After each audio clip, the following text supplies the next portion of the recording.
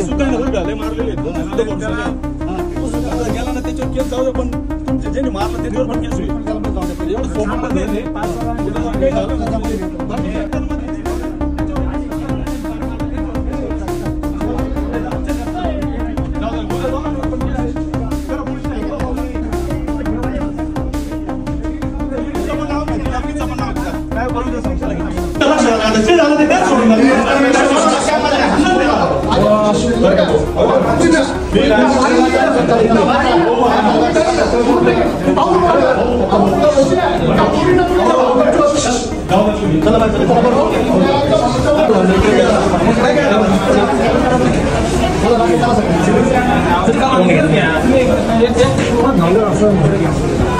साईबाबा संस्थांच्या कर्मचाऱ्यांचा नशेखोरपणा याआधीही खूप वेळेस उघड झालेला आहे. या नशेखोरपणामुळे वेगवेगळ्या घटना, वेगवेगळ्या चुकीच्या घटना साईबाबा संस्थांच्या परिसरामध्ये घडताना आपल्याला नेहमीच दिसत आहेत. आजच सकाळी आम्ही एका दारू पिऊन साई मंदिराच्या 4 नंबर गेटमधून आतमध्ये प्रवेश करणाऱ्या एका नशेखोर सफाई कर्मचाऱ्याची बातमी केली होती आणि दुपारनंतर काही वेळातच सुपर स्पेशालिटी हॉस्पिटलमध्ये सुद्धा अशाच एका नशेखोर कर्मचाऱ्याने इतर कर्मचाऱ्यांबरोबर मारहाणीची घटना घडली. इतर कर्मचाऱ्यांना त्यांनी मारहाण केली, महिलांना शिवीगाळ केली. त्यानंतर काही कर्मचारी ती तक्रार घेऊन शिर्डी पोलीस स्टेशनला तक्रार करण्यासाठी दाखल झालेले आहेत. नक्की काय घडलं, कसं घडलं, आपण त्या कर्मचाऱ्यांकडून जाणून घेऊ.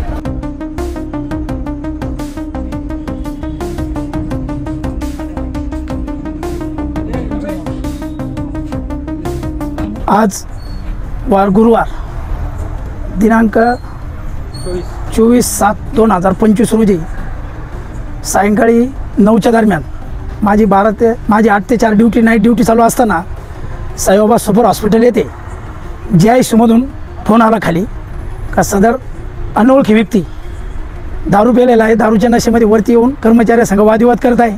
तिथे एक स्वच्छता कर्मचारी होती महिला, BVGमध्ये वाडमावशी. त्या मावशीला त्यांनी आरेवारीची शिवीगाळी केली. नंतर तिथल्या BVGच्या कर्मचाऱ्यासंग त्यांचे भांडणं झाली.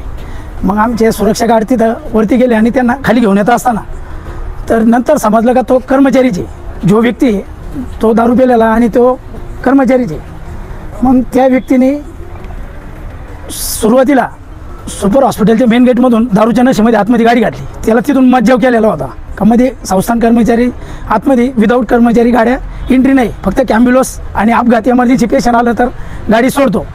मग असं असल्याने त्याने तो गाडी घेऊन आतमध्ये गेला, गाडी पार्क केली, डायरेक्टवरती आयसूला गेला. तिथून त्याला खाली आणलं.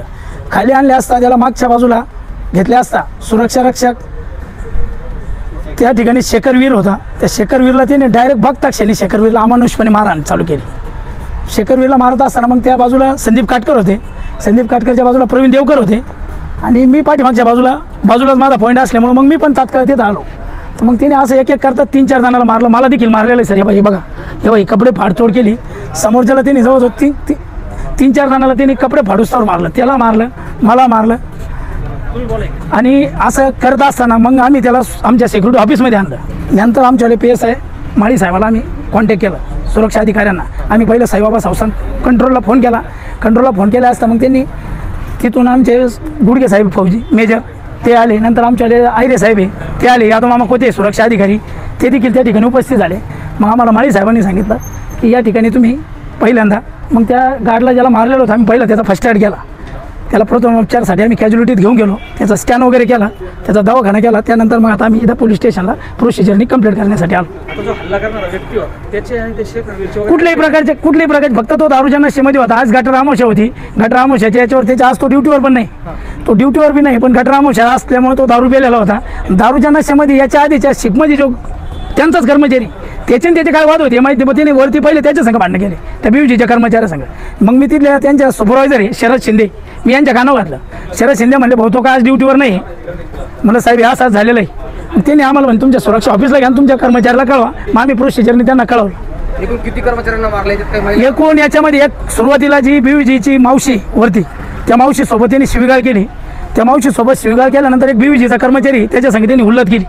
मग नंतर आमच्या सुरक्षा गार्डने त्याला खाली आणलं. खाली आणल्यावर त्याचे परत 2-4 वॉचमन संघ बाचाबाची झाली. बाचाबाची होता झटापटी झाली.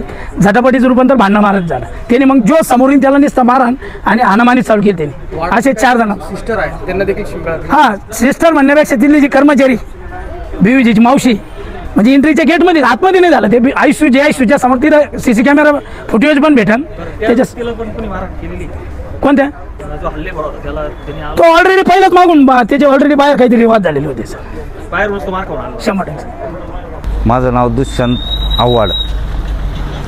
माझी ड्युटी साईबाबा सुपर हॉस्पिटल इथं मेन गेटला होती.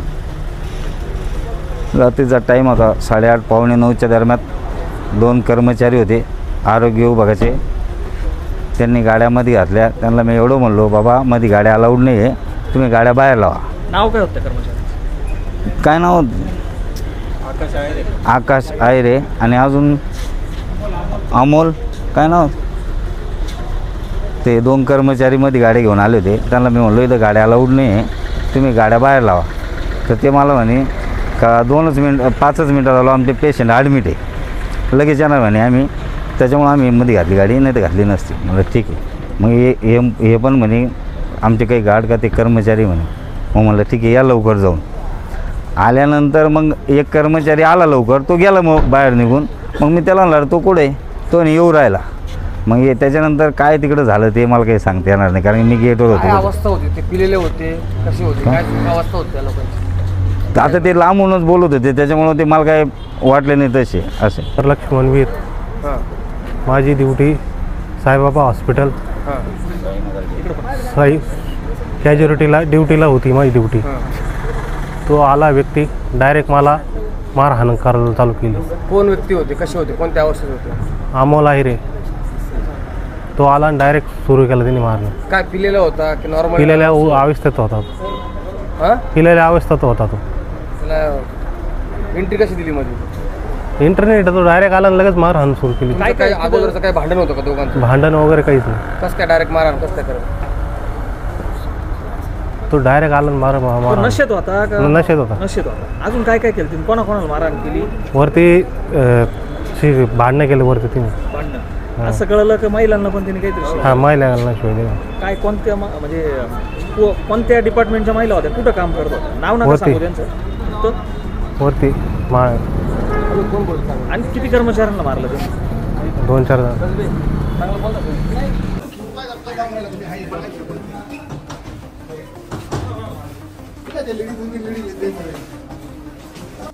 नेहमीच या घटना घडत आहेत आणि या घटना थांबवण्यासाठी जे नशेखोर कर्मचारी आहेत यांची एंट्री करताना आतमध्ये प्रत्येक गेटवर एक जे डिटेक्टर असतं, दारू पिलेला आहे की नाही चेक करण्याचं एक मशीन असतं, ते मशीन आता ठेवण्याची गरज भासत आहे. या गोष्टी लवकरच थांबल्या पाहिजे, यासाठी साईबाबा संस्थान प्रशासनाने पावले उचलणं गरजेचं आहे. कॅमेरामॅन विजय पवारसह अमोल कोते, भारत न्यूज, शिर्डी.